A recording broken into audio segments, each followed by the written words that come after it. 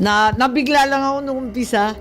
Nung umpisa sinabi ko talaga lalabanan ko yung hanggang dulo. Pero ang ibig ko sabihin doon, hindi lalabanan dahil kaibigan o kapatid.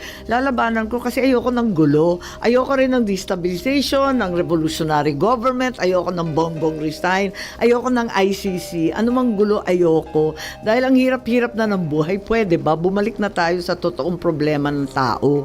Ng presyo ng bigas at gasolina. Bumalik tayo sa kakulangan ng trabaho. Bumalik tayo sa kapalpakan ng ayuda at pangangailangan ng tunay na tulong.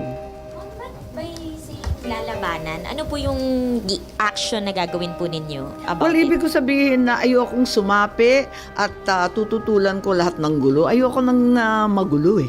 Talagang para sa akin, aksaya ng panahon, aksaya ng pera, aksaya ng lakas. Dahil mauubos ang energy natin sa banatan ng banatan. Tapos may mapapala ba tayo dyan? Ay, dadami ba yung pagkain?